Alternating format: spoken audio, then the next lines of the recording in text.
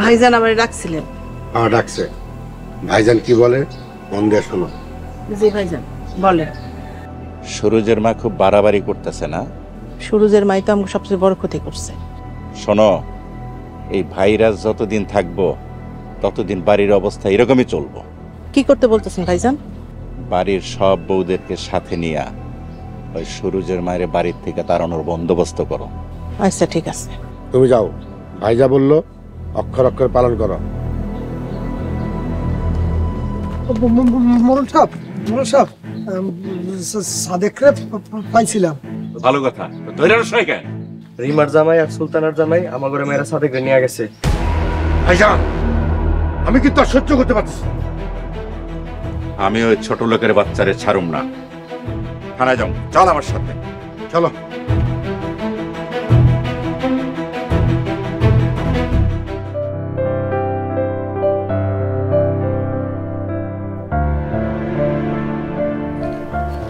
সুলতানা, কত করে কইলাম কাজের সময় এসে বিরক্ত করবো না। কি করবো স্যার, আপনার মন আমার এত করে ডাকে ঘরেই থাকতে পারি না। তুমি হুটহাট আসো, আয়সা আমার বিপদে ফেলায় হুটহাট চলে যাও। আর যাবো না স্যার, আমার একটু শুয়ে দেখেন।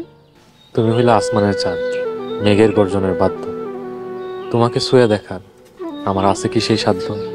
কবিতাটা অনেক সুন্দর হয়েছে স্যার, আমার লোকে পীড়িত করবেন? রূপ থাকিলে হয় রে পীড়িত, অর্থ আছে যার কাঙালের হয় না রে পীড়িত, হয় না রে সংসার। আমি এত কিছু শুনতেছি না, আমার হাতটা ধরেন। কি কইতাছ এইসব? মানুষ দেখলে কি কইব? ধরবেন?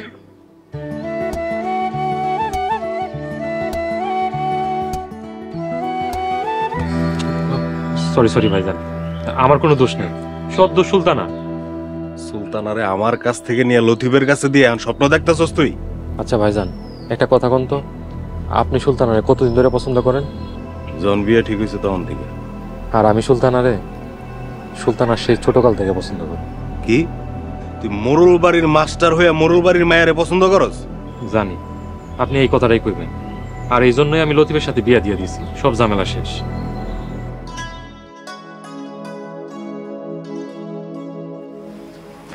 আর এটা নিয়ে চিন্তা করার দরকার নেই, মডেল রাখুন তুলের উপরে। কিন্তু মামলাটা আগেই করে দিয়েছিস। হ্যাঁ, তুমি এক কাম করবা, মডেলের কাছ থেকে সব টাকা বুঝে নিবা। যদি আমার মারতে আসে? আরে আমি আছি না, দরকার হলে তোমার এনে পুলিশের কাছে যাবো। চলো। রিমা, কই যাইতেছো? একটু মোড়ল বাড়ি যাইতেছি। সুলতান আপা কখন মোড়ল বাড়িতে গেছে, এখন আইতেছে না। কোনো ঝামেলা হয়েছে কিনা যা দেখে আসি। তুমি সাদেক বাড়ি নিয়ে কই যেতেছিলা? আমি আর সাদেক গেছিলাম পুলিশের কাছে মোড়লকে বিরুদ্ধে ডায়েরি করতে। একদম ভালো কাম করছো, জ্যাঠারে অনেক চাপে রাখতো। আইসা মোড়ল বাড়ি যাইতেছো, সাবধানে যাইও। আর যদি কোনো সমস্যা করে আমার ফোন দিও। তুমি চিন্তা করো না, মোড়লরা আর কিছুই করতে পারবো না। ঠিক আছে, দাও।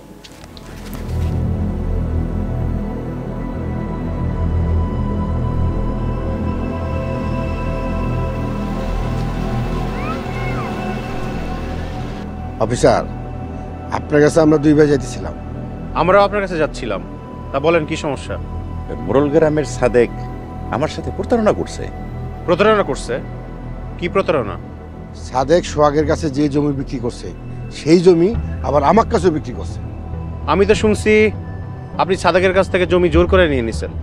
বলছেন স্যার অফিসার, জোর করে নি নাই, ও ইচ্ছা করে দেছে। ও আরেকটা প্রতারণা করছে। আরো একটা প্রতারণা? কি? জমি বিক্রির টাকার বান্ডিলে জাল টাকা দিছে। কে জাল টাকা দিছে? সাদেকে আমার টাকার বান্ডিলের ভিতরে কাগজ ভরে দিছে। সাদেক আপনারা কিসের টাকা দিছে? কিসের টাকা আবার? জমি বিক্রির টাকা। সাদেক আপনাদের কাছে জমি বিক্রি করছে নাকি আপনারা সাদেকের কাছে জমি বিক্রি করছেন? আরে সাদেক আমার কাছে জমি বিক্রি করছে। সাদেক জমি বিক্রি করছে, আবার সাদেক আপনাদের কাছে টাকাও দিছে, বিষয়টা বুঝলাম না। মানে অফিসার, বিষয়টা আমি ঠিকমতো বুঝাইতে পারলাম না। ঠিক আছে, আমি খুব ভালো বুঝছি। শোনেন, সাদেক আপনার নামে জালিয়াতির মামলা করছে। সাদেকের সব হিসাব নিকাশ ক্লিয়ার করে দেন, নয়তো আপনাকে থানায় ধরে নিয়ে যাব। আসি। কনস্টেবল আসো। ভাইজান, এইবার বুঝছো ওই ছোট লোকের বাচ্চারা কি জিনিস? ওই ছোট লোকের বাচ্চারা আমি যে কি করুম।